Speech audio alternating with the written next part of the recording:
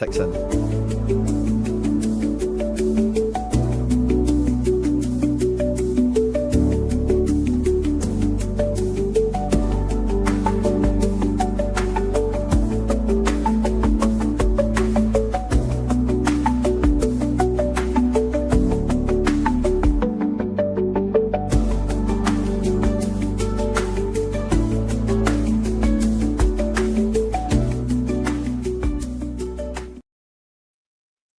Hail, hail, the Celts are here. And what the hell do we care now, guys? We are back for another bit of Thursday night action here on the Celts are here. I am Quinny, of course, and I'm joined as ever for a wee bit of CSC action by McBride Ace. McBride, good to see you, mate. Hail, hail. Oh, hail, hail. Good evening. Hope you're feeling better as well. I think you were saying you were feeling a bit under the weather as well. So all good, and good evening to all the viewers. Thanks very much, mate. Certainly on the mend. The old Scottish medicine's always always quite effective on me. I had to check, obviously, like, as you know, with most of the stuff I do, it's a bit more of an international audience, let's say. And that was certainly some of the chat I was getting from them, is that Scottish medicine's worked wonders, because I was dying earlier this week, and I'm still not feeling too great, but I've had a really busy day. It feels like I've been on camera like all day, and it's been good fun. There's not really been many hiccups or speed bumps or anything like that. But we've got a bunch of stuff to talk about tonight. I'm actually really looking forward to some of the late developments that have happened prior coming on to the show. And I'm talking, of course, about them in Europe. And I was saying to you before coming on, I've not seen anything from the game yet. I can, of course, see the score and how the game kind of balanced out. You were giving me some detail earlier, and we'll definitely talk about that in some level of detail in the show, because potentially, I don't want to get into it just yet, but let's have a look at that. We also have, of course, this weekend, our Cup semi-final, quarter-final. I'm losing my mind tonight. Me and you, McBride, are going to be at the game as well for Celtic versus Hibs. The treble dream firmly in the balance for this one. Hibs in the form of their life, manager of the month, great as well. They're stuck by him. He's still going. We'll be previewing the Hibs game as well. But before we get to all of that, over the last kind of week or so, and we were chatting about this when we came back on the show, of course, there's just been a whole kind of perspective change, it feels like, for the squad, for the club, after the Champions League campaign finishing, and us seeing like how the squad have evolved under Brendan this year, how they've kicked on. And I think some of it has been sparked by watching some of the Champions League football that, this midweek, and seeing the likes of Bruges, Aston Villa, Bayern Munich, a lot of the clubs that we've faced already in this next stage and the sort of level of opponents they're playing, and seeing how some of the scores are actually shaking out in the end. Barcelona with 10 men just getting one goal by Benfica as well. So, there's a lot of interesting things going on there. And as I pass it over to you, McBride, I'll say, feels like a lot of Celtic fans who were maybe oh, that's amazing how far. But we could have finished top 8. We could have went right into that round. And for how good a game we gave Bayern, we could have gave somebody that good of a game this week potentially. And, this new system, the players we've got, everything is in such a sweet spot right now. Yeah, I love the new system. I think it's been really good. Been quite refreshing. Obviously, it's a change, so sometimes when stuff changes, just that sort of novelty factor. But it's been really good. It's been good to watch teams obviously Aston Villa, Club Brugge, Bayern Munich were pretty good as well. So it's nice to see that. There's really need the validation, but yeah, I mean, if they go far, whatever, you can say, well, we went toe to toe with a team that were really good. I thought the game I enjoyed watching the most was PSG against Liverpool, and PSG are just such a a fun team to actually watch. And Liverpool absolutely mugged them, to be honest. But you've got guys up front like Dembele, Barcola, etc. Just watching the absolute elite. So it has been fun. But as you say, it's quite good to feel as if you're still involved at this time of the year, and that's one of the big positives and the changes, right? We used to judge ourselves, can we get into Europe after Christmas and stuff like that, but in this new format, you get a couple of games and you give yourself a reasonable chance of progression. So yeah, I think it's good overall for Scottish football as well. Sometimes people talk down our game and it's a rubbish league and this, that, and the next thing, but see some of these teams from leagues that are supposedly rated higher than the Scottish League, and you just think, well, they're not really up to much, to be honest, So quite interesting, but it's been a good week of football to watch as well. Some really fun games. Yeah, big time. The chat is on fire. Thanks to everyone that's joining us live. We're on Facebook and on YouTube. So wherever you're finding us, thank you very much, of course, for tuning in. Please do hit the like button, share, retweet, put it into the group chats, whatever you need to do to get it out there. The more people that come and join the show, of course, just the more Jungle Gyms we've got to hang out with us in the live chat as we go through the meat and the bones of everything we've got going on. And yeah, please do like, subscribe, share, retweet, all that good stuff. And yeah, I'm not really too sure where to start off with thereafter, because there was a few wee things coming into tonight I wanted to kind of bounce around with. Of course, Daizen Maeda and the form of his life, the emergence of Yang transfer business in the summer potentially. Like, there's a lot of moving parts at the club right now. Somebody at the club, I heard somebody on Axel mention this. I forget where they said it came from, but the club have confirmed that they're not going to be doing any stadium investment. That people have been kind of like floating around there for the last week or two, like, oh, there's maybe a wee bit of this happening and there's money there to do it and that kind of thing. But that's been kind of quelled for the now, because I think just the overall expense and the net gain, probably just cost benefit analysis doesn't shake out for the most part. But the point remains on that one, McBride, is, they've already spent money that they can't spend again on training grounds and youth academies and all this other stuff. So if they're not going to spend any money on the stadium, then that just means there's way more money to go into the market with, you would think. Yeah, you hope so. I mean, obviously the issue we've got next season is we're going to have to qualify by the looks of it as well. I think it's changed a wee bit now. It's more of a sort of rolling dynamic on the coefficient and everything. But it's pretty likely we're going to have to sort of qualify. But if you look at the results we've been getting, just going to with a lot more confidence than sort of previous seasons, and hopefully with more of a sort of settled squad. I mean, imagine years back where like managers are changing and you're trying to maybe get players out before you get other players in because the managers want to play in a specific way or whatever. Whereas you can never rule out there's be some sort of big sale or there'd be one or two sort of players moving on. See Palma starting tonight, Olympiacos against Bodo Glimt stuff. So like all that stuff can all evolve. But I mean, I think they should be quite a settled sort of team and playing some good stuff as well. I mean, one of the other things that really I've really enjoyed this season, we've played loads of good football. You remember when Brendan Rodgers would come back and people used to talk about side to side stuff and all that. But now we've got guys like Nicholas Kuhn, who's like energetic. Maeda's been just incredible, and now we've been able to bring back Jota. So yeah, still a wee bit of work to do probably just to get to this overall level we want to get to. And everybody forgets we've signed Kieran Tierney on a pre-contract as well, right? We've still got KT come back, and everybody, fine well that everybody in Celtic Stadium is going to be absolutely buzzing about that. To just give a place a lift, I think, as well.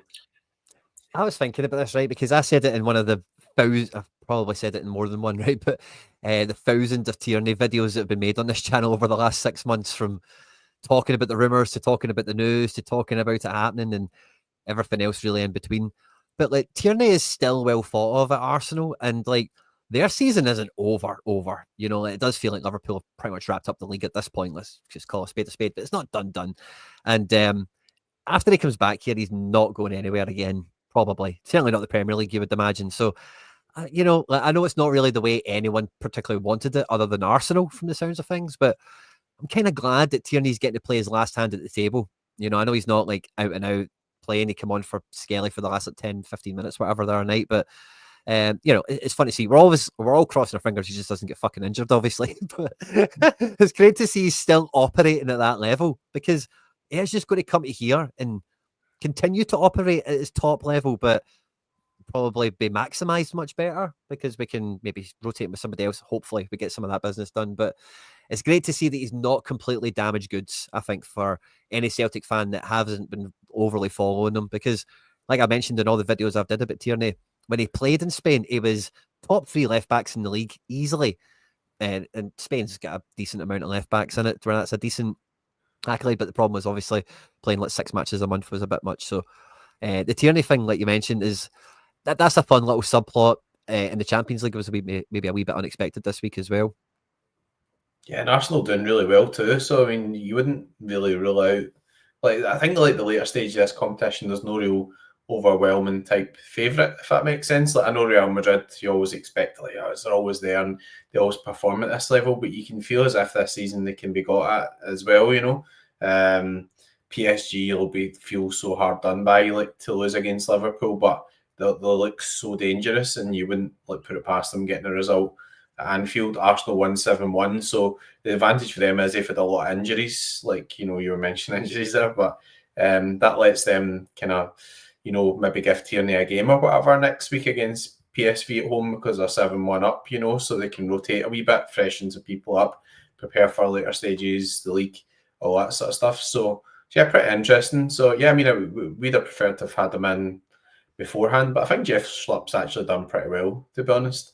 I'm not saying he's world's best footballer or anything, like, but he does a job, and you can see he's brought that kind of athletic element that we were sort of missing a bit in that area of the pitch. Everybody's been quite harsh on Greg Taylor, etc. But at the end of the day, like, he plays in a certain way, and he's got a certain ability, and having that athletic ability. And I mean, Schlupp played very well against Bayern Munich. He's not been able to play like every game, but he's been building up his fitness after not playing so much for Crystal Palace, and I would make him first choice left back at the moment, if I'm honest. So we'll see. Even the game where we won 5-1 against Aberdeen, he was playing pretty well. We took him off, and then we conceded a goal down that side, which I'm not particularly blaming anybody for, but I think he would have defended that better just because he's got the pace to play against those players. So I think we're in a good place at the moment, and as you said, we've got to build on that and get the right recruitment and everything in the summer. But we're only needing a couple of pieces, which is nice. It's not like we're really needing a lot. We know that the Tierney business is done. We know we need to bring somebody in to kind of complement him or take some of the load off him, keep him for certain games, or have somebody else who's a slightly different option. And from out with that, we'll just need to see. But I mean, Maeda has been the revelation, right? Everybody was talking about how we need a centre forward or striker and all that sort of stuff, and now everybody's talking about you just can't leave Maeda out. It's like, I know you'd maybe playing left as well, but you've got options there now because you you can play Jota there, and Yang's come onto a game as well, so he's arguably playing better than Nicholas Kuna is at the moment, and it's just good to have those different options to mix it up a bit and maybe come on and change a game when required as well, obviously. Yeah, I think that's the thing with Maeda as well, because a lot of the topics of the shows we always do on this channel or on this show specifically, because it's been running now. We've been doing this, I think, for about 2 seasons on these streams, and one of the things we're often talking about is who could be sold next, and we've had a kind of unofficial ranking system that maybe for the coming transfer window we should maybe formalise, and it could just be a wee fun thing that we keep on top of. I'll get a wee graphic made for it or something. And it's normally we're balancing up a few different elements, like a player's age, the position they play, the qualities they offer, what are their weaknesses, and really where does that stand in the landscape of the top 5 leagues, or maybe even extend that to the top 7, depending on who you're thinking of.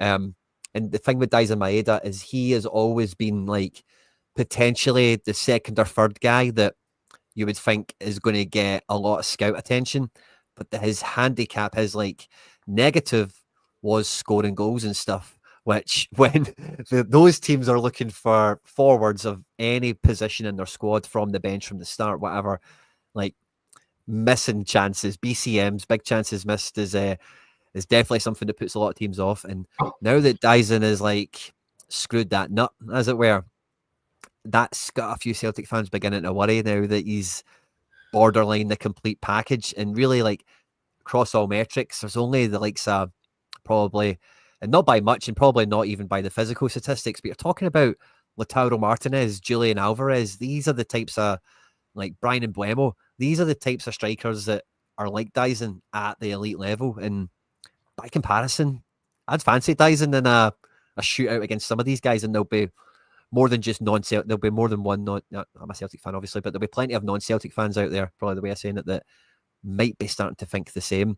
Is Daizen peaking kind of at the wrong time for all of us? Well, it's nice to see him peaking. I mean, obviously, yeah.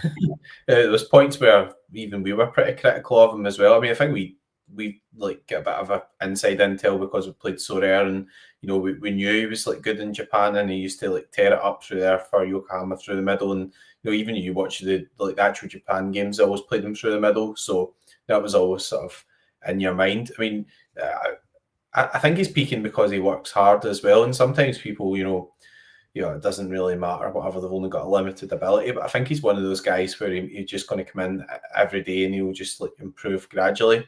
And like, those things that he wasn't really like very good at, he's now became like reasonably good at, and he's always been brilliant at other things. It's just like moving his game on to like different sort of wee levels, and he's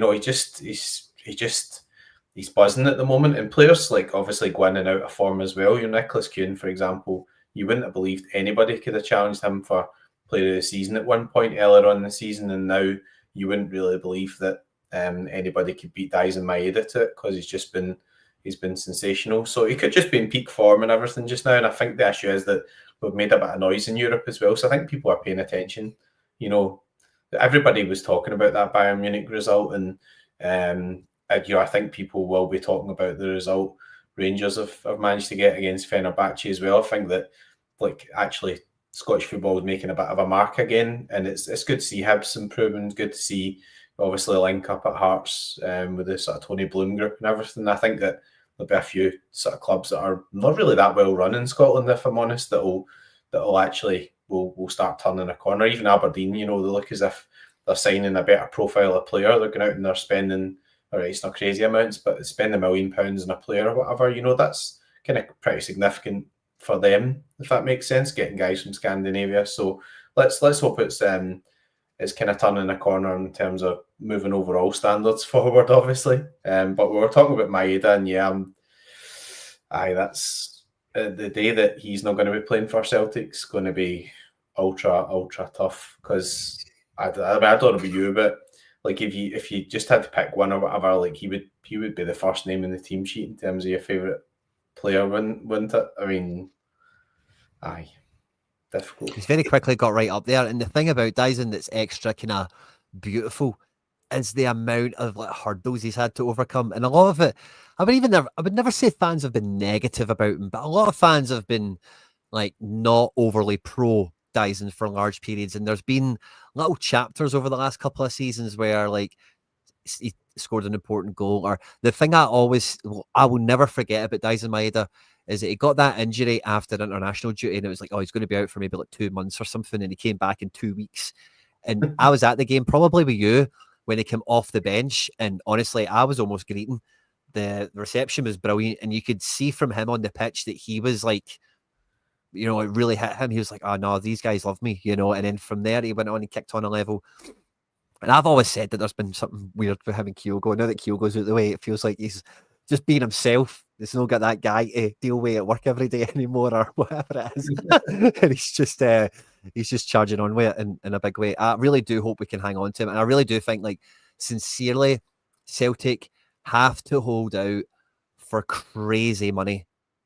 50, 60, 40. Like it has to be, because like the sort of clubs that will probably come sniffing for him, like, have that kind of wedge. And that's the sort of guy, like, I don't know, maybe I'm living in maybe I too much of a perspective now. I'm seeing how many goals he's scoring, and if he finishes off the way he does, and the real, like, I was saying this to you in the last stream, but like genuinely the teams that would look to buy him, it's like so many of the top teams only have like 1 or 2 strikers, and they're used to having 3 and all the rest of it. So I don't know. I just think Celtic can and should hold out for crazy money, and we'll get like max value. There's a few points in the chat I want to bring up real quickly, McBride, to touch into a few of the things you've mentioned, likewise with myself, and then I can kind of take this to one of the things that kind of ties into what we're actually saying. But we're chatting about the stadium thing, and Marzuno's come in with two nice comments here.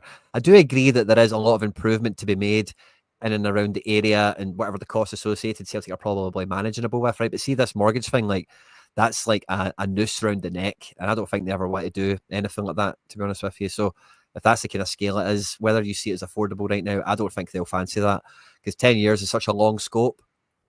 And, it might look all right now, but it might just ruin everything. Like if a terrible situation happened in 7 years from now, 6 years from now, you just don't know. So I just don't think they would ever do something like that personally. Very prudent, very careful people, generally speaking, which causes a lot of frustration with Celtic fans. But where I do see they could spend a lot of money is the footprint. Like in and around the stadium, just there's a lot of car parks they probably need to keep for supporter buses and VIP access, player access and whatever. But like the footprint of where all that is, how it's organised, could definitely be reformatted to allow, like, I know we've got some crappy burger vans there and whatever, but lots of other stuff. If you go, like, have you been abroad over the last couple of years, McBride, with so rare tickets and stuff like that? Well, it wasn't You went to just. Flitsburg? I went. No. I went to the. We went away and we went to the Bernabeu. So that Bernabeu, was of course. like the big sort of. We just like one season like we're going to go on an away game, and it's like right, going to go somewhere. Then Madrid's not a bad sort of place to go. But I mean, I do agree with you. I seen the thing like ties into what we're saying there about Tony Bloom and their group and Hearts and stuff like that. You see, they opened a thing down there in Brighton. It's like a match day experience thing, and it's like beside the stadium. And it's quite unique, and like houses like like thousands of people or whatever. So like a lot of people can come and get involved before the game if they want to go and get some sort of pre-match entertainment and stuff. And like I think you're right. I mean, obviously, spending that amount of money in the stadium could be like detrimental, for example, to the squad. You've seen it like times with some of the English Premier League teams where they were spending a lot of money and having to be ultra careful in terms of what they were doing with buying players and contracts and selling guys maybe didn't want to sell, etc. So you don't want it to sort of take the shade off where the squad's going. But you're right. I mean, there could be like room for some manoeuvre just outside the stadium, I think, because I can't remember the game was going to last season, but the Celtic ways looking great, and there was some things on, and there was a wee bit of music, and people were congregating and stuff. And it's like you could have like a more like formalized fan zone there, which is an official Celtic thing, and people are going to come in, even to want to go in, buy a pint, give their money to the club, buying a pint, whatever, because I know that it's hard to obviously the licensing laws, and they don't want to change it because there was a game 50 years ago and people had a punch up and we don't want to do that. Football fans are louts and all that.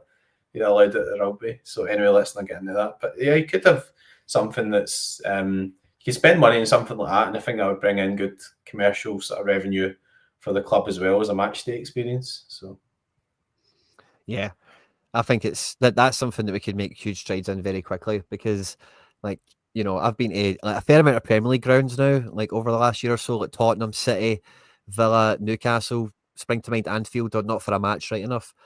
And the whole area is geared towards driving into the stadium, which the surrounding area, Celtic Park, is. Don't get me wrong, but when you get there, there's like nothing from the club in that regard, And if you're thinking about, like, say, the trouble aspect of it, it's like a bygone era, I think, for the most part. I think about, I have a lot of fun with you when we go to the game, and we go to one of the pubs just round the corner. I don't know the name of it, but it is like sardine can material. Yeah. And I think I would never go for a pre-match pint if I had the kids with me, because that's like the only option. Like, you're just not doing that if you've got kids with you or anything like that, So even if you are paying a wee bit through the nose to be at the ground, or to be at almost like that kind of pop-up event vibe, where everything is a little bit more expensive. If you've got kids with you and that, you're just going to do it because it's a more comfortable setting for that sort of thing, and just more family friendly. And they say, just throw in some music, and before you know it, everybody's happy. Everyone's in good spirits, singing before the game. Gives a chance for new fans or younger fans to learn some of the songs and stuff, and whatever, but definitely a lot of improvements that can be made there. There was another point or two in the chat that I wanted to bring up, but I'm not going to now, because there's enough of you talking about it, and I did want to mention it. You've seen some of the game. The chat seemed to see some of the game. I've not seen any of it yet. I will check out the goals and watch that back at the very least. But I said to you, McBride, when I glanced and seen that they were winning 2-1, never mind 3-1, that this is potentially scary's not the word, right? That's a bit too extreme, right? But sincerely, for Rangers to go out and play in this kind of shape, and I'm sure off the ball, this would have been 5 at the back, 4 across the defence wherever the ball was, and then Dessers up at the halfway line looking to get on the end of something, with Diamande and Tierney being quick off the mark, right? I can imagine how this is played out. Correct me if I'm wrong. Of course, I've not watched the game. Rangers have never played like this. Rangers have never showed any signs of playing like this. I'm not saying this is like some sort of master move or whatever, but this is a pretty good football system that they've played. And they've really, I'm going to say, taken the game here at Fenerbahce. Backup goalkeeper. Everyone in the chat's telling me they're shite. I get that. But they're not actually shite. They are actually Fenerbahce. I know they played shite tonight or whatever. But that's a turn of events, I would say. And I was saying as well last week or whatever, I'm done with hate watching Rangers in Europe, because every time I've done it, they win. So I've just packed it in now. They've just got this uncanny ability to sacrifice people to the devil or something before these matches. I don't know what they do, but they always manage to do this. But playing like this, and I know it's still the same counter-attacky stuff, but this just looks a bit more high level to me. This is maybe, I don't know if Barry Ferguson's going to get the credit for this. Maybe this is a Neil McCann thing or whatever. Don't think that's too important. But when I see this on a bird's eye, it's eye-catching, and it really does spice things up now for what they could be like. Yeah, I mean, we have to be realistic. Like, Rangers have given us a couple of sort of better games recently. I mean, we get hammered at Ibrox as well, right? And, you know, that day it just didn't really sort of suit us, and maybe there was other extenuating circumstances, and Celtic never played well and all that sort of stuff. But I think that, like, in the games in Scotland where Rangers maybe have to break down on our team and they sit in or whatever, that maybe doesn't suit Rangers as much. With the likes of this sort of setup, as you say, they can counter. I mean, from Fenerbahce's point of view, I mean, Soyuncu obviously get injured. That's quite a big blow for them because, you know, him and Skriniar are, like, you know, their best defenders. The other lad, whose defender's really quite young, so he get took off relatively early as well, which is kind of more of a sacrifice. Like, you know, Mourinho started, it was like 2-1, Mourinho started going like gung-ho, like Talisca come on for a defender and all that sort of stuff, and you're like, you know, that's a bit for Szymanski. Yeah, I mean, Talisca come on for Aksishek, yeah, and he's a central defender, so that was like a proper, you know, we're going to kind of go to you know, maybe like a 4 at the back or been a bit more exposed. But I mean, in reality, Rangers could have won 4-1. I mean, they scored 4 or 5-1. They scored 2 goals, and Dessers was like, you know, like a complete toenail offside. You know, pretty unlucky not to get those goals. But I think the other thing is the way Fenerbahce played into Rangers' hands a bit as well. You see, we've got Kostic, put in a really good score, but you know, we've got Dzeko and Naziri up there, so they're trying to get like down and get balls into the box. But that's kind of, you know, for guys like John Suter or Balogun or whatever, you know, that's their bread and butter, right? Like, you know, they'd rather be facing that than a technical team trying to play through the middle. Huge numbers here on blocks and clearances through the roof. Yeah.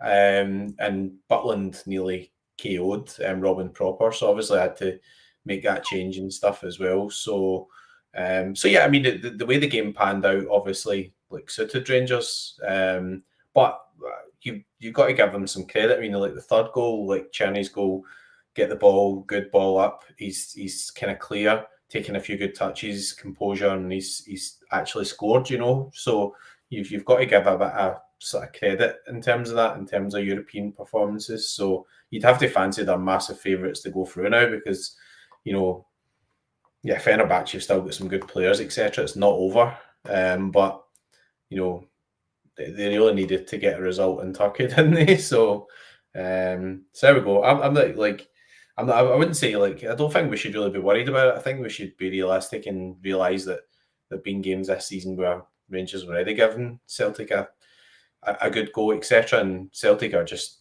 you know, much more proficient at like putting away teams and creating chances and breaking down low blocks, and you know stronger like overall, like, you know, put a run together. You know, it's all right going out and beating Fenerbahce 3-1, but that's no use when you're getting beat by Queen's Park and St Mirren and all that type of stuff. That's the real problem, isn't it? It's, you know, not winning any cups, not winning any leagues. So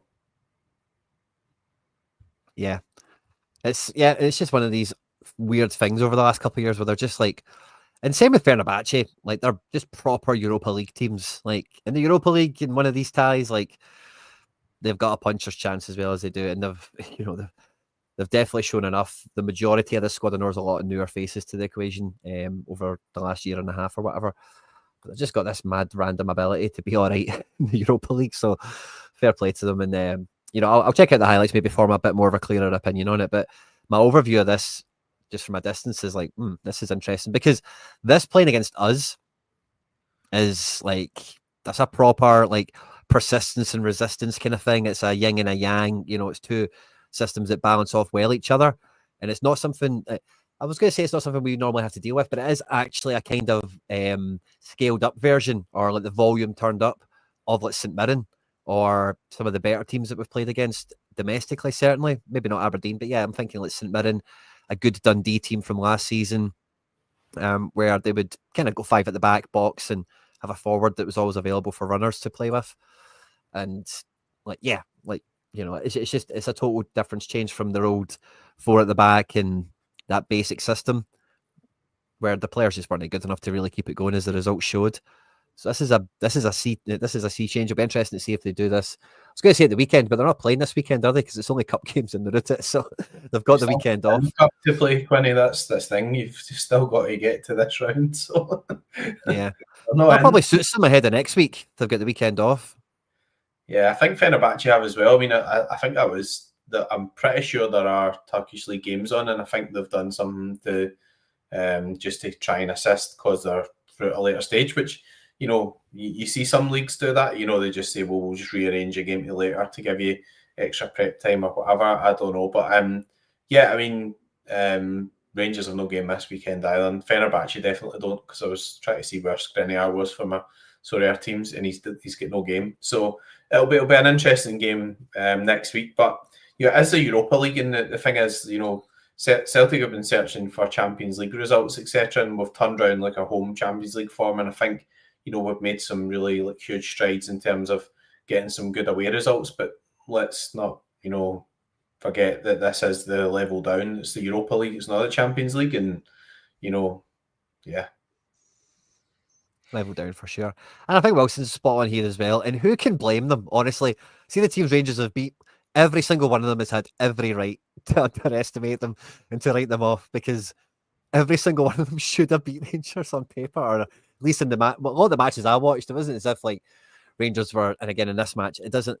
We're looking through the statistics. The screen kind of glitched. I'm not too sure when we lost it, but looking at like the statistics we use on this, like it catches negative and positive actions, and it kind of balances them off each other in a nice wee way where you can see who's actually done stuff or whatever. And as you can see, like as much as Rangers probably defended backs to the wall or whatever, the defense didn't actually really do much. You know, their clearances and blocks, which are kind of valuable, you know, but they weren't putting in interceptions and tackles. They weren't winning lots of duels. They weren't playing the ball out from the back. Like Tavernier's normally like on the ball all the time, and it's a totally different thing for them. So like there is like a pinch of salt to be taken with it, I suppose. It's not been highfalutin, you know, defense. It's been quite simple, basic, clear and move, hit and run, kind of stuff. I suspect. I've not watched the game, of course, but yeah, it's right.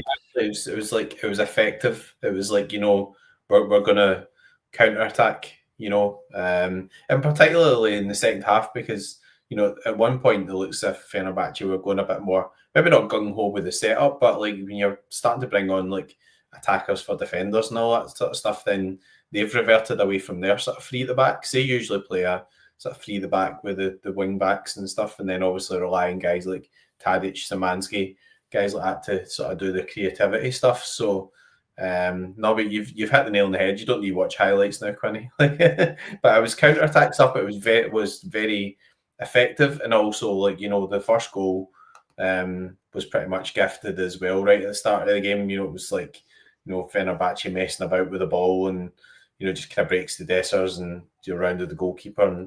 And another day, it was like, you know, it was like almost identical to the Alistair Johnson one. Like you didn't know whether it was over the line or not, but they've actually got the technology in this competition to do the Hawkeye or whatever, and it's like, yeah, it was over the line type thing. So, but yeah, it's a knockout type phase now, and it's a different type of football really to what you know, might win you trophies or whatever in terms of leagues or whatever.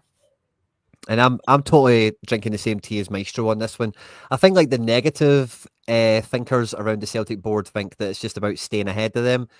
So like in that context, even if you're a pessimistic Celtic fan, I think there's a little bit of silver lining to be taken out of watching them being happy on a Thursday night in that regard. And I even just think periods like for Like Brendan said in a press conference recently, he's got no problem pitching Celtic to players and getting players to want to play for Celtic. There's just maybe other factors that come into it, different offers, budget capacity for us in terms of the offer or whatever, and one or two other bits and bobs.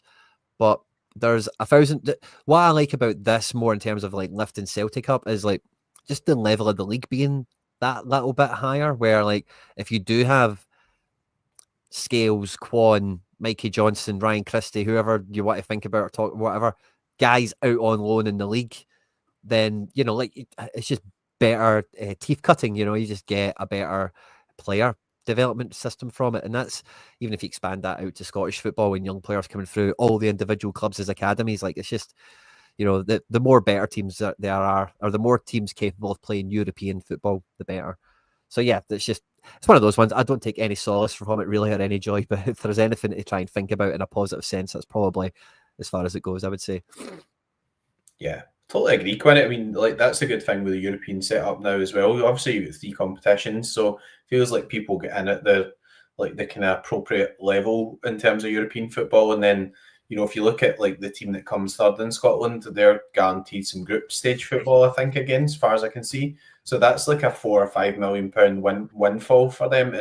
And also, if you come in that third, then and you know that you're getting that, then you can budget for that the next season. Or maybe there's some guys who maybe playing at an Aberdeen or a Hibs or whatever that get into that third place, and rather than thinking, well, I just want to go and play for somebody else, they say, well, I'm going to hang about here, you know, because I'm going to get some European football, and you know, I can test myself at that level too, because that is kind of what we need. We need a sort of overall strong like Scottish football. It's no use like just going out and just, you know, scudding teams 4 and 5-0 and everything every week. But Celtic are playing at a really, really high level, and maybe the other thing we should take from this is that, you know, obviously Rangers have dropped a lot of points, but what Celtic have done has been like actually a really, really high level this season as well. And you don't get credit for that when you do it in Scotland, because it's just the Scottish League, etc. But then once you start putting on those performances and replicating that in Europe, and you start beating teams, then people start looking at the comparisons and think, well,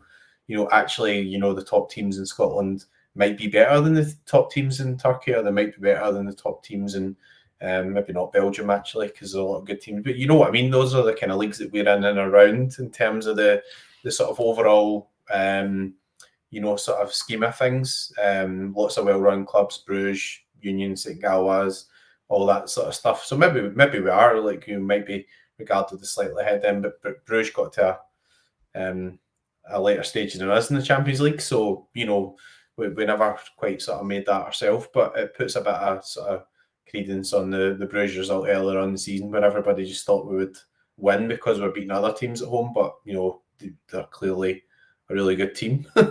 So, yeah, big time. I would think like our top 3 against Belgium's top 3, I think we beat them. So who are the top 3? So we got Bruges, USG, and are we looking at the current table, or are we going on reps? I don't think USG are top 3 right now. I think they've had quite a mince season, to be honest with you. I think USG. Oh no, they are third. No, they're third. Genk are top. Bruges are second. Yeah, I mean, the thing with USG are like, so they were, and people maybe not know this, but USG were like almost like Brighton's feeder club. So Tony Bloom like got them. They were in the second division, and like basically through being clever and bringing guys in, and you know, they spent a bit of money, obviously comparative to where they were, but they didn't go daft. They bought guys in like Matoma, who's went to the Premier League. They brought in like, you know, good like clever buys from different markets, and then USG won the league. You know, so like if you imagine that here, that's like, you know, maybe say Hibs years ago were in like the championship here, and then they've came through and they beat Celtic, Rangers and won the league. That's a big achievement. So there's a lot of like well-run clubs there, and USG are not particularly big club. I just think like Hearts, Hibs, Aberdeen, etc. are just like have been like pretty poorly run. It's just accepting like, oh well, Celtic and Rangers will beat us, and you know, that type of thing. But no, at least they've got something to aim for now, I guess, in terms of European football. You know, get into that group stage, you can guarantee some money. So 4 or 5 million or whatever, 5-6 million for them is pretty significant, in the same way as obviously Champions League money or whatever European money could be for Celtic and Rangers. So so hopefully that moves them forward, and you see like Aberdeen are trying to have like player development model now. Bring guys from in Scandinavia and maybe sell some guys on. Like Majowski. They get a really good fee for him, and they've started to spend it again rather than they've brought some guys in, so that's quite good. And Hibs have been really like the form team at the moment, aren't they? So like they've done really well. Improving. Yeah, have it improving. Sorry. Yeah, no, I thought you were going to. I was just setting it up so you could link it into the Hibs game on Sunday. Quinny, come on. Oh, you did a great job of it, and I was going to try and bring Edward in on this one. Say he brought out the fact that friends of the channel, The Overlap, had Kasper Schmeichel on their show this week, and I don't know if you've listened to it, McBride, but it was the first thing I listened to this morning, and I made sure I just took it all in. It was a great listen from the big man. Not too much Celtic-y chat, but great to hear from Big Kasper, and showing no signs of slowing down in his ripe old age of 37. Did you watch it yourself? I didn't see it, but I've seen a couple of clips from it, so I've not been able to catch the whole thing. So I'll probably try and catch it at some point tonight, etc. But I mean, I think it is a class act. I think he's like another guy there who, like, obviously we get like Callum McGregor, etc. But he's like a captain material type guy, and that's who we needed after Joe Hart, because Joe Hart was a big character. He brought a lot, I think, to the sort of dressing room over and above just being the goalkeeper. But yeah, Schmeichel's been incredible, and I think he's still playing at a really high level as well, which is great. So, aye, one season at a time for the big man is the punchline, and yeah, let's just keep going. Let's keep going. But yeah, that kind of sets us up nicely for the Hibs match. Now, I'll kind of work on getting a Hibs projected team as we come into this. I'm just going to really reference the last match that we had, so I don't really expect them to change up too much. There's always a chance for curveball or whatever. But really looking at our squad, if we put on Brendan Rodgers as Tom Ford's, we step into the manager's shoes to try and pick the team ahead of the weekend. Is there really any debate across any of the positions coming into this? No, that was it. Yeah, I mean, Scales isn't playing. Taylor isn't playing. I think it'll be more settled now.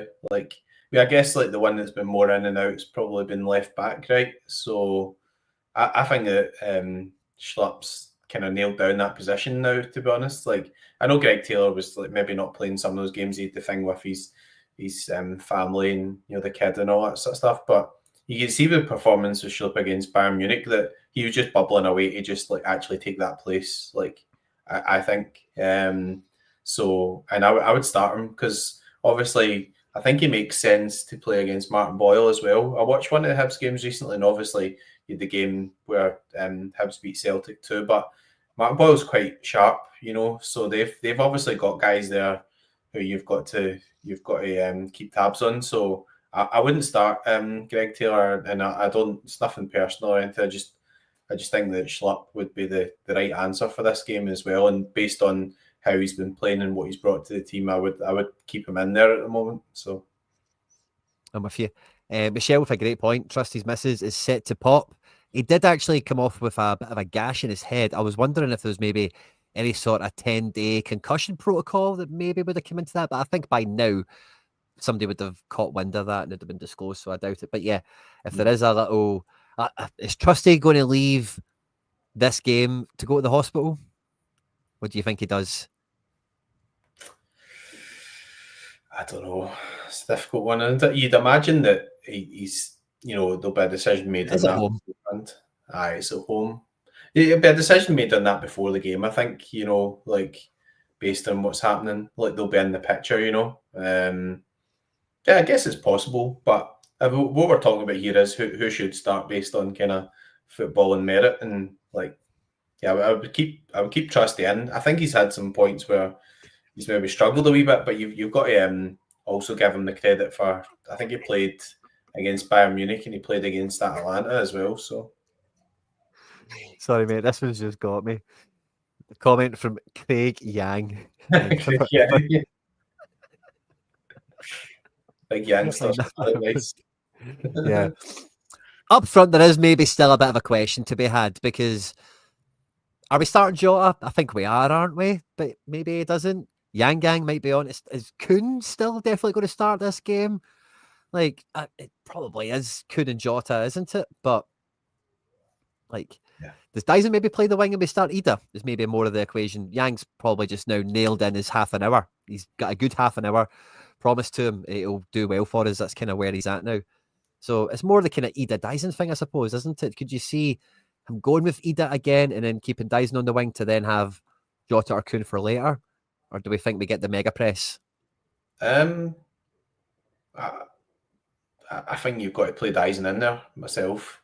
Like, I mean, I think Ida had one of these wee purple patches and things, but you know, Daizen's just a better player than Ida, I think. So, like, I think when you've got Maeda, Kuhn, and Jota, then just get them on the pitch. Like, you know, like it obviously works well together as well. It's not like a case of just throwing in loads of square pegs into round holes or whatever. But like that, like, I'm excited looking at that actual front three. So that's what I would start with. Bear in mind, like, if you want to give games to Adamida and stuff, the league will be won soon as well. So, you know, like you'll have points where you'll be like, you can give people game time or whatever if you want to give people game time, or if you want to manage minutes, hopefully, touch wood, ahead of the later stages of the cup. But there we go. I see you're putting in the Hibs team. The other thing I thought was really positive as well is Hibs actually selling like 6,000 or 7,000 tickets.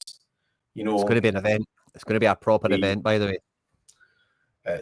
I'm really looking forward to the game. Honestly, really looking forward to it. I always look forward to Celtic games, but it feels like a big game. You know, which is, I wouldn't say that's always the case with Celtic playing Hibs at home. I think sometimes it feels as if like how many goals we're going to score here. Like start of the season, Hibs started really poorly, and now obviously they're a formed team, but it feels like it's going to be a really good like cup tie type atmosphere with both fans there and everything, and everybody up for it, a one-off game, you know, losing you're out, all that type of stuff. So you nearly type in Tribune there, Triantis. He's been really good as well.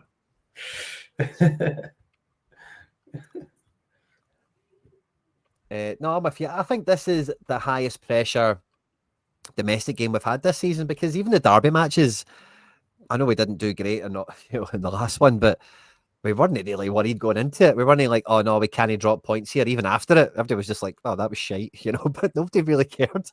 Whereas this, like, we would care if we lost this one big time. This is domestically. The Aberdeen game early season as well was a wee bit like, oh, are Aberdeen going to be Hearts this year for a couple of months? It was kind of like, ooh, somebody else is second. But again, nobody really took it that seriously. And it was only a draw, obviously. So I think this is the highest pressure domestic game of the season so far, including the cup final. Yeah. I think, I mean, we'll do the predictions later, but I think Celtic will win by a few goals here, honestly. And I think we've been playing well, and I think that the Bayern Munich game showed that we can kind of sometimes go up a level as well. There's been a lot of games now. Obviously, you can get a reaction to that. Like Celtic played a lot of games. We've had a sort of free midweek, so you know sometimes that can work for and against you, if you know what I mean. Because sometimes you've got to keep yourself going. But I think from a point of view of like going to Celtic Park, the crowd will be up for it. There's going to be a good crowd. There's going to be a bit of backwards and forwards. It's a big sort of cup tie, later stage of competition. I think Celtic will be up for it as well. So even if there's a wee bit of, you know, the Hibs away game, Celtic were a wee bit sort of sluggish or leggy or just not quite at that level after obviously, you know, putting in a huge effort against Bayern Munich, and Hibs took advantage of that and played really well. But I don't know if it will start out like that. I think Celtic will start out more on the front foot in this game, hopefully, and you know, it'll be a really exciting game. And just laying this Hibs team out, it's very similar to the Rangers shape that I've imagined tonight, like how they played last time. This is how they played against us at Easter Road. I don't expect there to be much change from this. Maybe if somebody's injured or returned from injury or something like that, maybe there's something I'm missing. There's normally two Caddens. I think Lewis Miller's always been pretty good against us, so as far as I'm concerned, he could be first choice. And the O'Hara guy, I think, is normally first choice. And Iredale did really well against us, and he done us all a favour. I don't know if you've seen it, but he like tried to clear the ball and he smashed that. Remember that linesman that was a dick at Celtic Park? He was just giving everything. Smashed him in the face, mate. It was brilliant. Nice.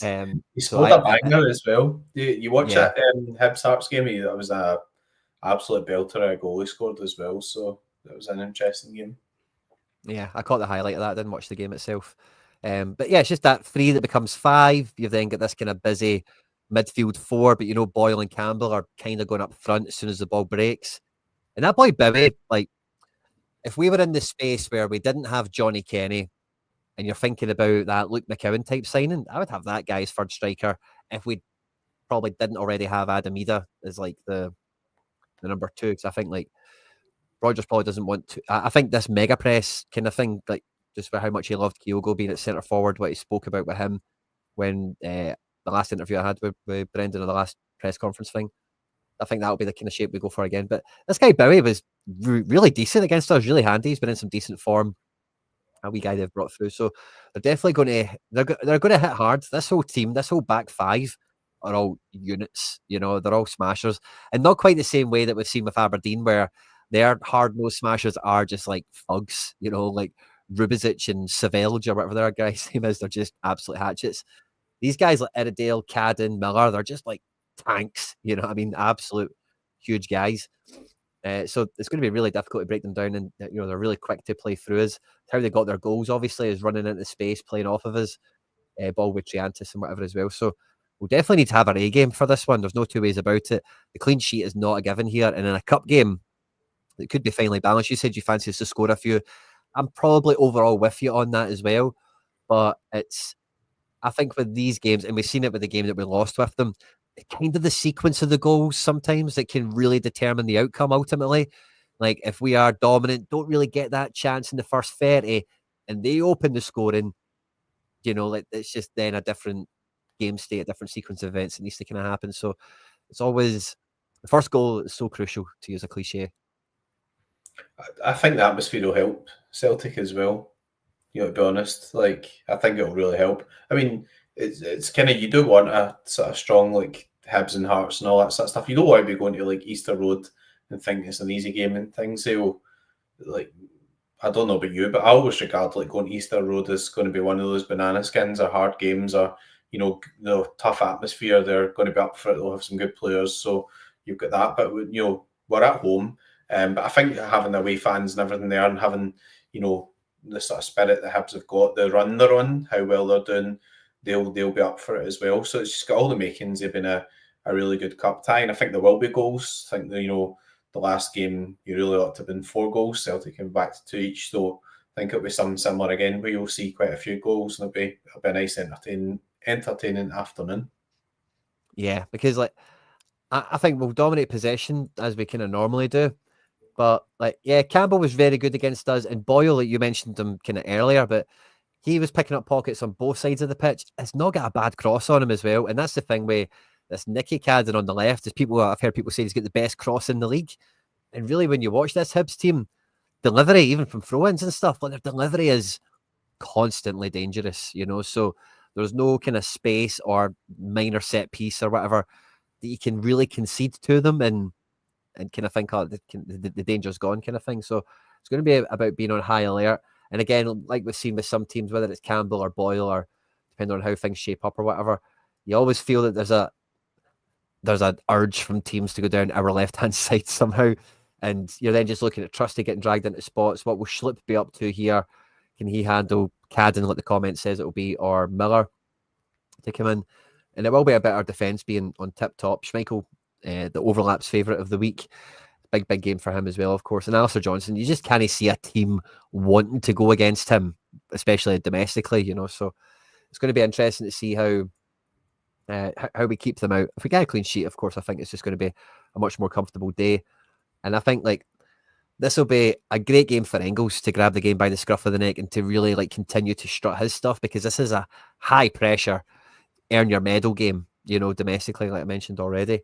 And along with Hatate, who has got kind of mixed reception from Celtic fans over the last week, again, to bring up that player ranking thing of who could be sold next, Hatate for me really has always struggled to break the top 3, because it just isn't totally convincing. Why should you spend 15 million quid on him?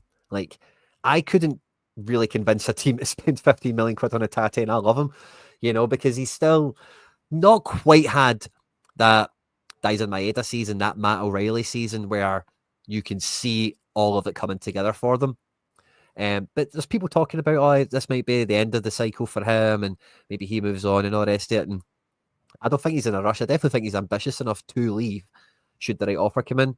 But I don't think he's in a rush, and I really don't think any of the offers that are going to come in are going to be his cup of tea, especially seeing that Kyogo, after jumping on the first bus, as it felt like, it's not really worked out for him. So again, another great chance for Hatate to maybe just, like, looking at how devastated he was after Bayern and stuff like that, just to really, again, in a similar way to Daizen and some of the waves he's had to ride in his Celtic career with the fans and the hero status or the lack of or whatever, is another moment to go like, no, I'm here.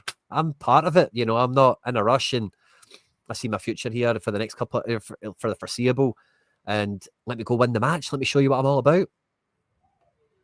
I think it would be like one of the hardest midfielders to replace, to be honest. Like, I know I do get the frustration with him. Sometimes you watch a game and you think he'll do something brilliant.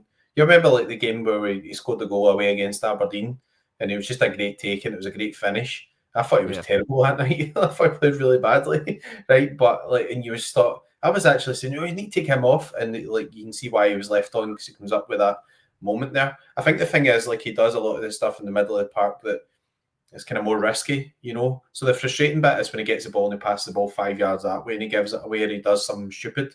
But he's had some really good games in the Champions League. And, you know, in terms of like progressing the ball and progressive passes and everything, like, he's the best in the league.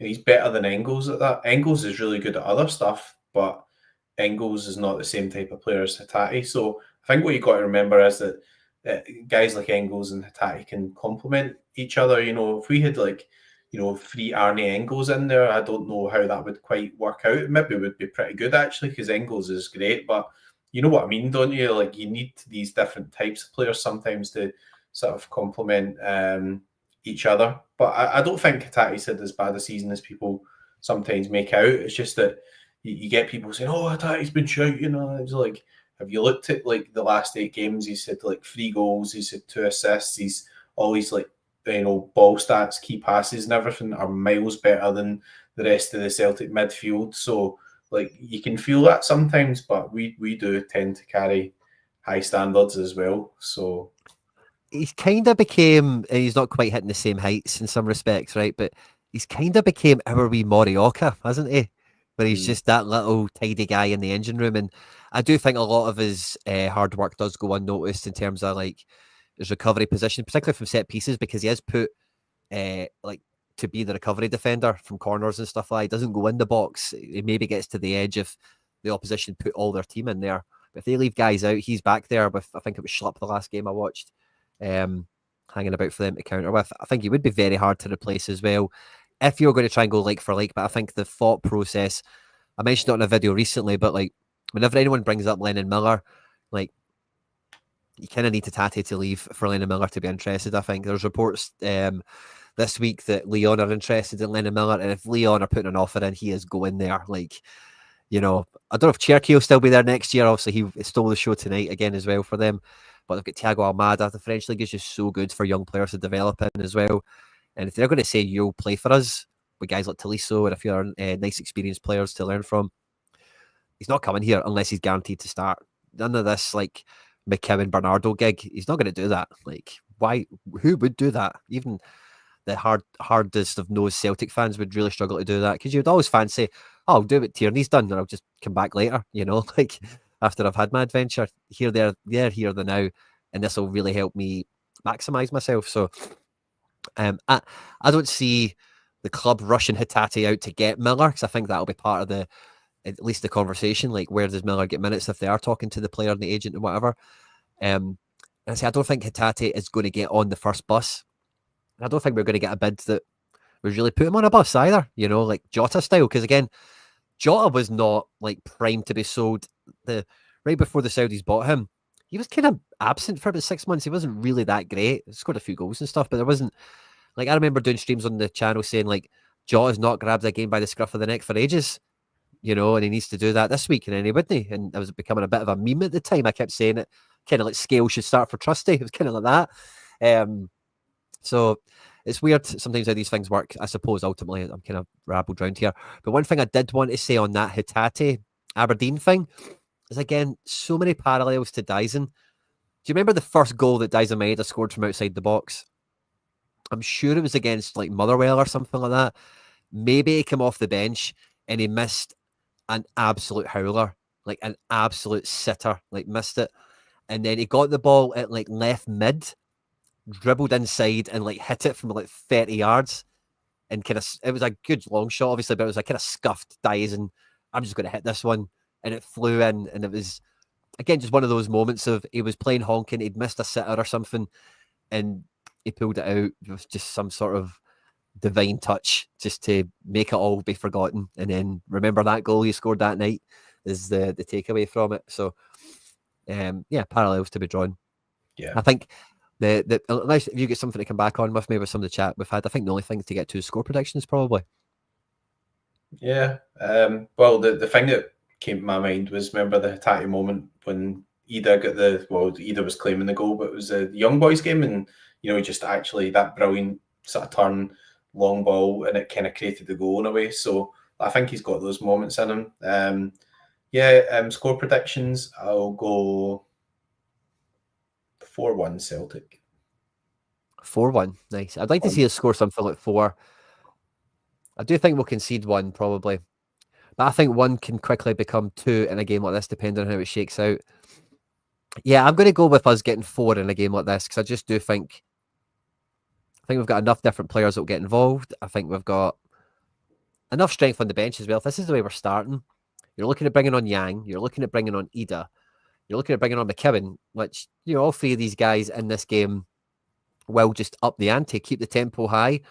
And if we are really huffing and puffing and knocking at the door the whole game with getting a goal or 2 along the way, I fancy like the starting team to score 2 or 3. And I think the bench can get, 1 or 2 probably. So I'd go with 4. And I think they could score 2 in a game like this, depending on how the goals actually shake out. So I'm going to go for 4-2 on this one. Interesting point from Celt88 on screen. He reckons Hatate is off to Holland for 12 million. I think I could see that working, because Hatate might think some of the progression, because like I say, I don't think he's had that year where someone's going to come and spend any more than 12 million. Really, I think the number I said was 15. Holland might help him just get that final little step, because Holland is just a different type of football. If it was an Ajax, PSV, Feyenoord, for example, any other team, I don't think it's entertainable from his perspective. It needs to be Champions League positions, of course, which again, we need to look at the Eredivisie to see who that is at the moment, because I've not been following it that closely, but it'll be one of those 3. Most likely PSV, because they've been ripping. So I could maybe see that. Celt88, I don't know if you've got a bit of an wee bit of a ITK on this one, but interesting one to flow out there, and I'll remember you said it. You'd be good in the Eredivisie. And there you go. That just shows you about perception, Quinny. Ajax are like 9 points clear, 8 points clear of PSV now. So that's like how much they've just like fallen so much recently. So like sometimes you just think about things and you think things are a certain way, and then you look at it and you go, actually that's like slightly different. Just bringing it back to Hatate, where people say, oh, he's been playing rubbish, but you actually look at his stats and how he's been playing, what he's contributed and stuff, like, all right, it might be quite frustrating sometimes, but he's also contributed a lot this season as well, and he's played in these games like Bayern Munich away and all that sort of stuff where we've actually played really well. So like, let's kind of give him a bit of credit for being that level of player as well, because that was a tough game, and the Celtic midfield was like absolutely brilliant that night as well. So give him some credit where it's due as well. There is not a lot of good defensive things to be taken out of Holland in terms of you look at the squad and whatever, but like, or the scores when they come in, but like, it is just football that they play there. It's just the main thing everyone's focused on. They kind of all just silently agree it's just going to be pure football. Like, what is it the Dutch say? Is it total football or is it pure football, actually? Total football. Total football, yeah. That's just the Dutch way. They're all about playing the ball down, and about passers and runners and crossers and dribblers, and that's what they're all about. And there's just less of the shit refereeing and killing the space tactics that he has to face with us. So it's kind of like Rangers against Fenerbahce. Just a different environment gets different things out of the same players sometimes, and not playing against 10 men in a box. It's just a different thing altogether, So anywho, yeah, I'm with 4-2. You were with, what did you say, 4-1? 4-1. Okay, cool. So I'm a wee bit more pessimistic. That makes a change. And the chat, make sure to get your score predictions in, any of your hot takes, big predictions or whatever. If you're watching this live, the live chat's open, but when the stream ends, it's a comment section. So if you're watching this after we've been live, by the way, fist bump to you. Thanks very much for still tuning in at this point of the show, obviously. But for all of you that are joining live, when the stream ends, make sure to come back into the comment section, leave a little score prediction, maybe even a wee man of the match shout as well. There's a lot of shouts for Daizen being the hat-trick hero. Me and McBride are talking about the potential of Hatate. Engels was kind of in the background of that as well, I suppose. And I don't know if we've really touched on any of the other forwards, but it's kind of anyone's game. Could easily be a McGregor match as well, Captain Fantastic and whatever. But yeah, if any are going to the game, you might see me and McBride there. If you do, give us a fist bump, give us a shout. I can't promise it will be compos mentis or you'll be able to make sense of us, but it should be a good one. Yeah, if you're going to the game, hope you have a great time. If you see us, say hi. And if you're not going to the game, hope you have a great time, of course. Spend it with your family, friends, loved ones, boys and girls that you hang out with, or your own CSC. But yeah, McBride, it's been an absolute pleasure, mate. Thanks for coming on. Yeah, definitely. Good evening to everyone and enjoy the weekend. Let's hope it's a great cup time. Hail, hail. On hoops. On hoops.